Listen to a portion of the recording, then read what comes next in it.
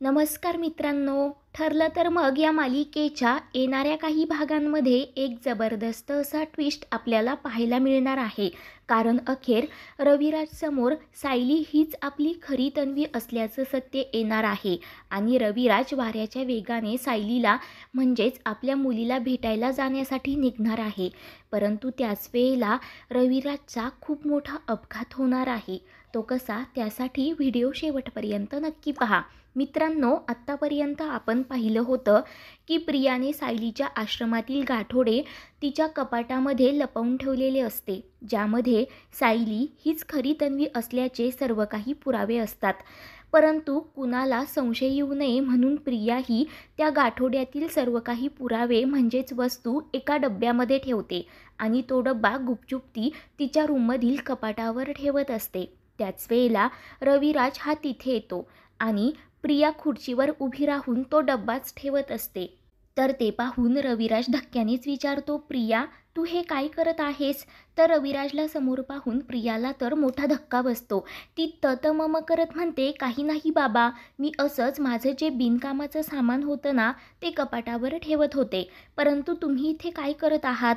त्यावर रविराज म्हणतो, अगं तू आत्ताच बाहेरून आलीस ना, तुला भूक लागली असेल, मी पण तुझ्यासाठी थांबलो आहे. चल आपण दोघे जेवण करून घेऊयात. तेव्हा प्रिया लगेच खुश होत होकार देते.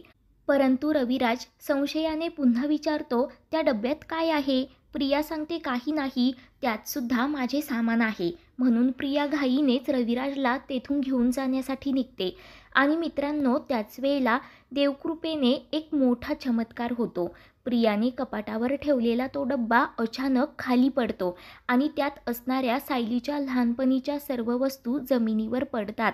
ते पाहून तर प्रियाला घामच फुटतो. तर रविराज हा पुन्हा मागे येतो आणि खाली पडलेल्या वस्तू उचलतो. रविराज विचारतो, प्रिया हे सगळं काय आहे? प्रिया म्हणते, बाबा मी तुम्हाला सांगितलंय ना की माझ्या काही जुन्या वस्तू आहेत म्हणून. तेव्हा रविराजचं लक्ष खाली पडलेल्या एका फोटोकडे जातं. तेव्हा प्रियाला तो फोटो दाखवत रविराज सांगतो, हा तर माझ्या तन्वीचा फोटो आहे आणि ही जी चैन आहे ना ती प्रतिमाने तन्वीला दिली होती. तर ते ऐकून प्रिया घाबरतच म्हणते, बाबा तुम्ही असं काय करता? तन्वी तर मीच आहे ना. त्यापेक्षा असं म्हणा की हा फोटो तुझाच आहे. सर्व सामान ना मी इथे रूममध्ये जपून ठेवते. तेवढ्यात रविराजचं लक्ष त्या फोटोच्या पाठीमागच्या साईडकडे जातं, ज्यावर प्रिया असं नाव लिहिलेलं असतं. तेव्हा प्रिया म्हणते, बाबा अहो आश्रमात माझं नाव प्रियाच होतं ना, एक काम करा, तो फोटो माझ्याकडे द्या, मी सांभाळून ठेवते. म्हणून प्रिया रविराजच्या हातातील तो फोटो ओढत असते. त्याच वेळेला मोठा चमत्कार होतो आणि प्रियाने सायलीच्या नावावर लावलेली प्रिया नावाची चिठ्ठी बाजूला होते आणि त्याखाली सायलीचं नाव असतं. कारण सायली जेव्हा मधुभाऊंना मंदिरात सापडलेली असते तेव्हा मधुभाऊंनीच तिच्या फोटोवर सायलीचं नाव लिहिलेलं असतं. आणि फोटोवर सायलीचं नाव लिहिलेलं पाहून रविराजच्या तर पायाखालची जमीनच हादरते. तो म्हणतो, यावर सायली नाव? तो धक्क्यानेच म्हणतो, म्हणजे सायली माझी खरी तन्वी आहे? आता त्या एका फोटोमुळे रविराजच्या समोर प्रियाचे भांडे फुटलेले असते. प्रिया तर खूपच घाबरलेली असते. रविराजला आत्तापर्यंतचे सायलीसोबतचे सर्व काही क्षण आठवू लागतात. त्याच्या डोळ्यांतून अश्रूच्या धारा वाहत असतात. कारण समोर असूनही तो आपल्या खऱ्या मुलीला ओळखू शकलेला नसतो. सायलीसोबत नेहमीच तो खूप वाईट वागलेला असतो. म्हणूनच रविराज खूप रडू लागतो. प्रियाची तर आता बोलतीच बंद झालेली असते, तिला घाम फुटलेला असतो.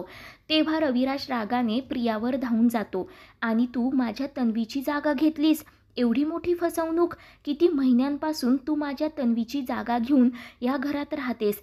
परंतु माझं रक्त, माझी मुलगी माझ्या डोळ्यासमोर असूनही मी तिला ओळखू शकलो नाही. हे सगळं ना फक्त तुझ्यामुळे झालं. प्रिया का वागलीस असं?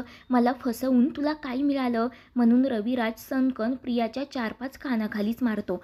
तर प्रिया तोंडाला हात लावून तिथेच उभी राहते. रविराज चिडूनच म्हणत असतो, मी किती दुर्दैवी बाप आहे. माझी खरी तन्वी मला बाबासुद्धा म्हणत होती, परंतु मीच तिला बाबा म्हणण्यासाठी नकार दिला होता. आत्तापर्यंत फक्त आणि फक्त मी तिला रडवत आलो, तिला त्रास दिला. हे ना तुझ्यामुळेच झालं. तू तर पाप केलंसच ग, परंतु मला सुद्धा खूप मोठे पाप करायला लावलेस. बिचारी सायली तिचा हा बाप जिवंत असूनही स्वतःला अनाथ समजत आहे. तिच्यावर खूप मोठा अन्याय झाला आहे आणि या सगळ्याला फक्त तू जबाबदार आहेस. मूर्ख मुली, मला स्वतःच्या जाळ्यात अडकवलेस. तन्वीची ओळख तिच्यापासून चोरून ठेवली, परंतु आता मी तुला नाही सोडणार. तू खूप मोठा गुन्हा केला आहेस. कारण एका बापलेकीची तू ताटातूट केलीस, याची शिक्षा तर तुला मिळणारच, ते पण कायद्याने. म्हणून रविराज पुन्हा पुन्हा प्रियावर धावून जात असतो आणि स्वतःही खूप रडत असतो की वडील असूनही मला खरे काय खोटे काय ते कळले नाही. मी तर एक वकील आहे ना, नजरेतूनच मला सर्व काही कळायला हवं होतं.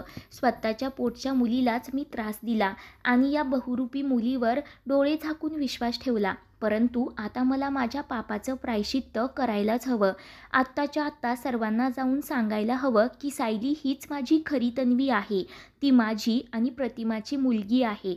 तेव्हा रविराज म्हणतो, तू जी कोणी आहेस ना, तुला मी जेलमध्ये तर टाकणारच, शिक्षा तुला होणारच, परंतु त्या अगोदर मला माझ्या खऱ्या मुलीला म्हणजेच तन्वीला घट्ट मिठी मारायची आहे आणि तिला ओरडून ओरडून सांगायचं आहे की मीच तुझा बाबा आहे, तू माझी मुलगी आहेस. म्हणून रविराज प्रियाला दूर ढकलून देतो व लगेच सुभेदारांच्या घरी जाण्यासाठी निघतो. तर प्रिया इकडे खूप घाबरलेली असते. ती म्हणते, हे नाही होऊ शकत, मला लवकरात लवकर काहीतरी करायलाच हवं. म्हणून प्रिया पळतच बाहेर येते. रविराजला अडवण्याचा ती प्रयत्न करत असते, परंतु मित्रांनो, काही न ऐकता रविराज तेथून निघून जातो. तर इकडे सुभेदारांच्या घरी सर्वजण रात्रीचं जेवण करत असतात. सायली सर्वांना वाढत असते. तर रविराज वाऱ्याच्या वेगाने सायलीकडे जाण्यासाठी निघालेला असतो आणि तो खूप रडत देखील असतो. तो विचार करतो की तन्वी बाळा, मी तुला नाही ओळखू शकलो ग, तरीही देवी आईने खूपदा मला संकेत दिले होते, तरीही मी विश्वास नाही ठेवला. माझं मन सारखं तुझ्याकडे ओढलं जात होतं. सतत असं वाटत होतं की आपल्या दोघांमध्ये काहीतरी कनेक्शन नक्की आहे, काहीतरी जवळचं घट्ट असं नातं आहे, ज्यामुळे कितीही राग आला ना तरी मला तुझीच काळजी वाटत होती. तुला पाहिलं की माझ्या डोक्यावरील भार हलका होत होता आणि वेगळ्याच प्रकारचा आनंदसुद्धा मिळत होता. तुझ्यात सर्व गुण प्रतिमासारखे कसे, असा प्रश्न नेहमीच सर्वांना पडत होता ना, परंतु आज मला त्या प्रश्नाचं उत्तर मिळालं आहे. कारण तूच प्रतिमाची सावली आहेस, तिचं प्रतिबिंब आहेस. म्हणून रविराजला खूप आनंद झालेला असतो. त्याचा आनंद आता गगनात मावत नसतो. कधी एकदा सायलीला सर्व सांगून टाकतो, मिठी मारतो, असं रविराजला वाटत असतं. म्हणून रविराज लगेच सुभेदारांच्या घरी फोन लावतो. तेव्हा अश्विन फोन उचलतो. तर रविराज रडतच, सायली आहे का तिथे, मला तिच्याशी खूप महत्त्वाचं बोलायचं आहे, म्हणून अजूनच रडू लागतो. तेव्हा अश्विन धक्क्यानेच विचारतो, रवी अंकल काय झालं, काही प्रॉब्लेम आहे का? तर अर्जुन विचारतो, कुणाचा फोन आहे अश्विन? त्यावर अश्विन सांगत असतो की रविराज अंकलचा, आणि ते खूप रडत आहेत, त्यांना ना सायली वहिनीसोबत बोलायचं आहे. तेव्हा आता ते ऐकताच सायली पळतच जाते व अश्विनच्या हातातील मोबाईल हातात घेते. ती रविराजला विचारते, काय झालं बाबा? रविराज म्हणत असतो, सायली बाळा, मला तुला एक खूप महत्त्वाची गोष्ट सांगायची आहे. सायली म्हणते, हो सांगा ना, परंतु त्या अगोदर रडणं बंद करा बरं, नाहीतर मलासुद्धा रडू येईल. तुम्ही शांत व्हा बघू. रविराज म्हणतो, बाळा, अगोदर माझं ऐकून घे, अगं तूच माझी तन्वी. असं आता रविराज सायलीला सांगणार त्याच वेळेला रविराजच्या गाडीसमोर एक मोठी ट्रक येते आणि त्याचा मोठा अपघात होतो. तो अपघात प्रियाने घडवून आणलेला असतो. आता मित्रांनो, रविराज तूच माझी खरी तन्वी, माझी मुलगी असल्याचं सत्य सायलीला कसं कळवणार, ते पाहणं खूपच रोमांचक ठरेल. अशाच मालिकेंचे पुढील भाग पाहण्यासाठी चॅनलला सबस्क्राईब करा. धन्यवाद.